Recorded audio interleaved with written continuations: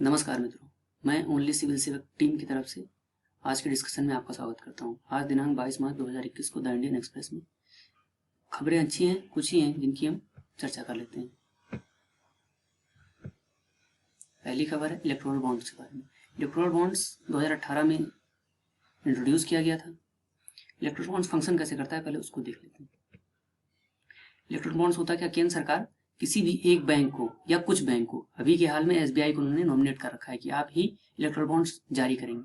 और एसबीआई के सभी ब्रांचों में नहीं, कुछ ब्रांचों में होता है। जिन ब्रांचों में होगा वो ब्रांच पहले नोटिफिकेशन निकालेंगे कि हम इलेक्टोरल बॉन्ड्स इस टाइम में निकालना है। इस समय वो साल में 4 बार निकालते हैं अलग अलग टाइम पर।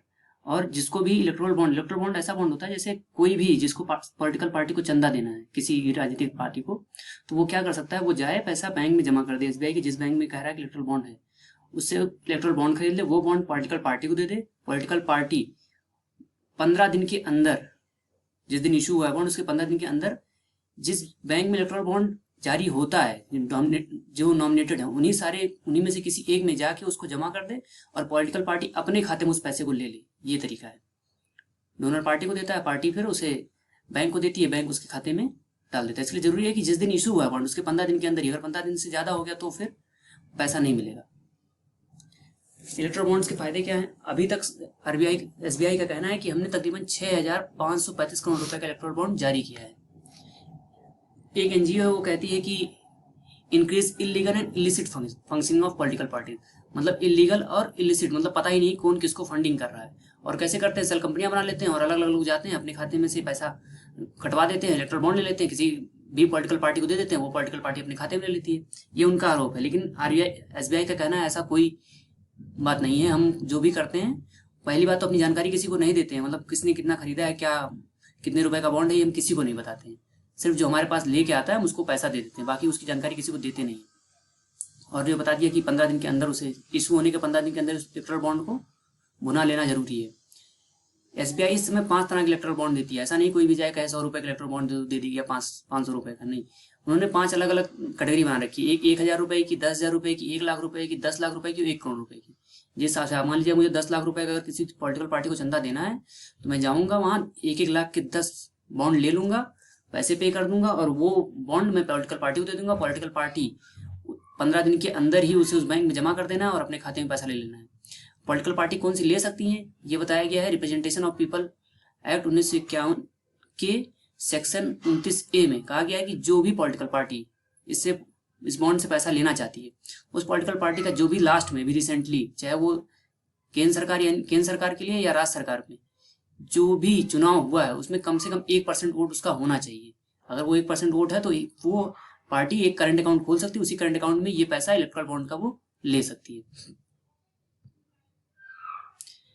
आरबीआई ने माफ करिए, एसबीआई ने क्या बताया है? एसबीआई ने साफ साफ कहा है कि हम कोई भी इंफॉर्मेशन, मतलब किसने खरीदा, कितने का खरीदा और किसको मैंने ये बॉन्ड कौन ले रहा है, ये इन्फॉर्मेशन हम किसी को भी नहीं देते हैं। बस बशर्ते ये अगर ना हो कि मान लीजिए कोर्ट मांगती है किसी कंडीशन में, कोई कंडीशन है जो उस मामले से रिलेटेड है, अगर कोर्ट कहती है कि ऐसी इन्फॉर्मेशन चाहिए तो हम कोर्ट को देते हैं। या कोई क्रिमिनल केस हो तो जो इन्फोर्समेंट एजेंसी होती है उसको देते हैं कि मान लीजिए किसी के खिलाफ कोई क्राइम हुआ है और इसमें इन्वॉल्वमेंट हो सकता है, तब हम उसको देते हैं। और किसी को नहीं देते हैं। ऐसे ही कोई जाकर कहे कि आरटीआई लगा दो और पूछो कि ये बॉन्ड किसका था या कितना दिया, तो ऐसा कोई जानकारी वो पब्लिक डोमेन में नहीं रखती है। बस इतना ही है। नेक्स्ट है election commission of India. Election commission of India 1950 में बनाई गई। पहला इलेक्शन उन्होंने 1952 में कराया था। पहले इलेक्शन को एक्सपेरिमेंट इन डेमोक्रेसी भी कहते हैं, क्योंकि बहुत सारे जो राजनीति के जानकार हैं वो कहते थे कि कहीं ना कहीं इंडिया में डेमोक्रेसी फेल हो जाएगी, लेकिन ऐसा हुआ नहीं। लोगों ने बहुत ही विश्वास जताया, तब से लेकर आज तक विश्वास है। ऐसा नहीं है कि किसी का विश्वास कम हुआ है। और इलेक्शन कमीशन ऑफ इंडिया को आर्टिकल 324 के तहत, हमारे संविधान में आर्टिकल 324 के तहत अधिकार दिया गया है कि वो पूरे भारत में चुनाव कराएगी। जो चुनाव विधायक और सांसद के होते हैं वो इलेक्शन कमीशन ऑफ इंडिया ही कराती है। और कुछ चुनाव जो राज्य सरकार में पंचायतों के लिए होते हैं वो चुनाव स्टेट इलेक्शन कमीशन कराती है। यही दोनों में अंतर है। दूसरी बात, अभी तक चुनाव कैसा चला है इसके लिए एक कमीशन बनाया गया था, सिटीजन्स कमीशन ऑफ इलेक्शन। इसके मुखिया थे, अध्यक्ष थे जस्टिस मदन बी लोकुर। इन्होंने हाल ही में अपनी रिपोर्ट दी है। पहली रिपोर्ट तो उन्होंने 30 जनवरी को दे दी थी, दूसरी रिपोर्ट अभी 15 मार्च को दी है। जिसका टाइटल रखा है इन्होंने an inquiry into Indian election system, मतलब इंडियन इलेक्शन सिस्टम में क्या हुआ उसके बारे में जो इंक्वायरी की है। उसमें उन्होंने कुछ विशेष मुद्दों का ध्यान रखा है, वो है कि इंटीग्रिटी एंड इंक्लूसिवनेस। दूसरी चीज इलेक्टोरल रोल में इलेक्शन में कैसे कैसे क्रिमिनलाइजेशन बढ़ रहा है, इस पर उन्होंने चर्चा की है।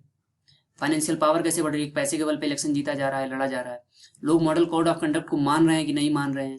हमारे इलेक्शन में मीडिया का कैसा रोल है, स्पेशली सोशल मीडिया का कौन सा रोल है। ओवरऑल इलेक्टोरल प्रोसेस में जो भी चीजें होती हैं उन सबका इन्होंने एग्जामिन किया है, पता किया है कि आखिर क्या असर हुआ है, कैसा असर हो रहा है। और इन्होंने इन बातों पे भी बताया कि जब इलेक्शन होते हैं तो वायलेंस भी होता है, एलिगेशन ऑफ करप्शन भी होता है। लोग देखिए अभी पश्चिम बंगाल में अगर हो रहा है जो भी, वो इलेक्शन का एक उन्होंने माना है कि हमेशा शुरू से ही होता है और अभी भी हो रहा है। ऐसा नहीं है, लोग एलिगेशन लगाते रहते हैं और कहीं ना कहीं छोटी मोटी वायलेंस की घटनाएं आती रहती हैं। जो मॉडल कोड ऑफ कंडक्ट सुनते हैं ये लगता उसी दिन लागू हो जाता है जिस दिन इलेक्शन कमीशन डेट डिफाइन करता है कि इस तारीख से इलेक्शन चालू होगा। जिस दिन अगर आज शाम को 4 बजे करेगा तो शाम को 4 बजे से ही मॉडल कोड ऑफ कंडक्ट लागू हो जाता है। ये मॉडल कोड ऑफ कंडक्ट 10वें इलेक्शन कमीशन टीएन सेशन ने लगाया था, 1990 से 96 के बीच में थे। ये मॉडल कोड ऑफ कंडक्ट कोई ऐसा रूल नहीं है कि इलेक्शन कमीशन ने बनाया, ये सभी पार्टियों ने एक साथ बैठ के आपस में ही सुलह करके बनाया था कि ये हम करेंगे इलेक्शन के दौरान, ऐसा हो जिससे इलेक्शन फेयर हो। और दूसरी बात ये दिया हुआ है कि इलेक्शन जब होता है तो कैसे सबसे नीचे बीएलओ होता है, फिर एईआरओ होता है, उसके ऊपर डीईओ होता है, सीईओ होता है, सबसे ऊपर इलेक्शन कमीशन होता है। इलेक्शन कमीशन का मेन मुद्दा होता है कि कोई भी वोटर ऐसा ना हो जो इलेक्शन देने से वंचित रह जाए, क्योंकि ये तो अल्टीमेटली उसका अधिकार है।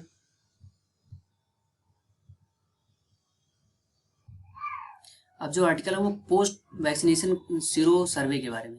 सीरो सर्वे होता है कि जिसके सीरम को हम टेस्ट करते हैं वही सीरो सर्वे कहलाता है।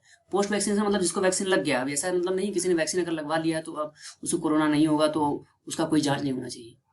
उसका जांच रेगुलर इंटरवल पे होते रहना चाहिए, जिससे हमें ये पता चल सके कि आखिर हमारी जो वैक्सीन है वो कितनी ज़्यादा एफिशिएंट है, मतलब कितना प्रभावी है, किस क्षेत्र में कितना प्रभावी है। क्योंकि अलग अलग क्षेत्रों में अलग अलग न्यूट्रिएंट्स होते हैं, अलग अलग न्यूट्रिएंट्स होते हैं। जैसे कोई मुंबई में रहता है और कोई पटना में रहता है, इन दोनों के खाने पीने रहने का इन सबका व्यवस्था अलग अलग है।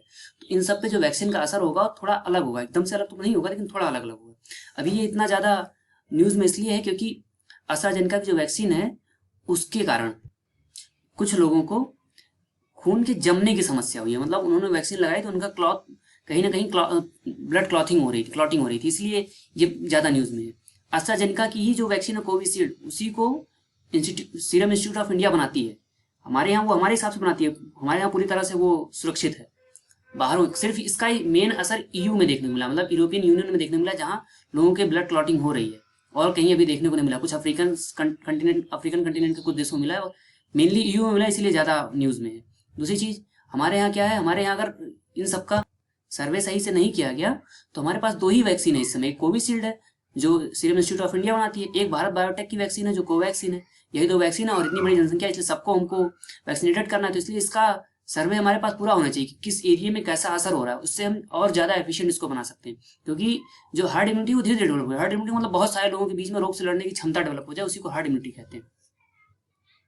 वैक्सीन मेनली काम क्या करती है, वैक्सीन हमारे शरीर में लग जाती है, उसमें रोग बहुत ही कमजोर मात्रा में या बहुत ही समझिए एकदम डेड सेल रोग का वायरस हमारे शरीर में डाल दिया जाता है, जिससे हमारा शरीर क्या करता है, एक एंटीबॉडी डेवलप कर लेता है अपने आप, जिससे कभी भी अगर वैसा वायरस हमारे शरीर में आएगा तो एंटीबॉडी उससे लड़ लेता है और हमारा शरीर पूरी तरह सुरक्षित रहता है।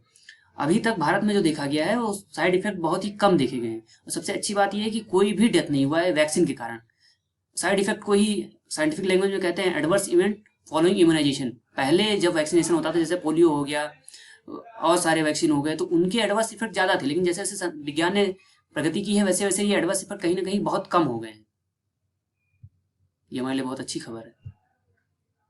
और विविध में है कि एक जो सबसे अच्छी बात है, यूपीपीसीएस में 100% आने की संभावना है, वो है कि योगी आदित्यनाथ जी ने Yogiraj Baba Gambhirnath auditorium and cultural centre Gorakhpur में खोला है। ये स्टेट गवर्नमेंट ने बनवाया है, यानी स्टेट के कल्चर डिपार्टमेंट ने बनवाया, आर्ट एंड कल्चर डिपार्टमेंट ने बनवाया है, इन्होंने बनवाया है, उन्होंने खोला है।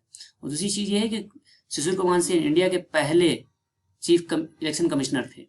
आपका बहुत बहुत धन्यवाद, आपके सपोर्ट के लिए बहुत बहुत धन्यवाद। Thanks for all for everything, every suggestion is most welcome.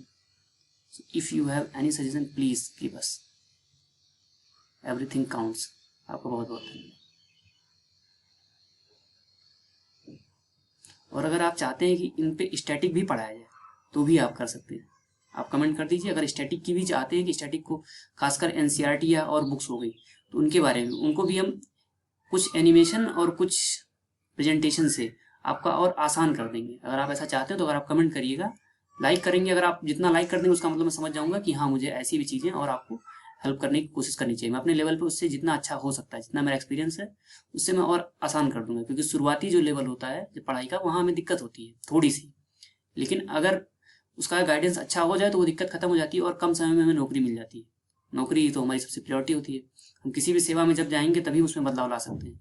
दो चीज़ें होती हैं, एक अगर हम उस क्षेत्र में नहीं है, जैसे खिलाड़ी मैच में जो फील्ड के अंदर होता है वो उस पूरे खेल में बदलाव ला सकता है। बाहर वाला सिर्फ चीयर अप कर सकता है या अपना दिमाग खराब कर सकता है। इसलिए हमें सिस्टम में होना जरूरी है। करप्शन के लिए बार बार कहने से अच्छा हम सिस्टम में हों कैसे भी करके, और वो समय बचा के ही हो सकता है। इसलिए आपका बहुत बहुत धन्यवाद। अगर सजेशन हो तो जरूर दें।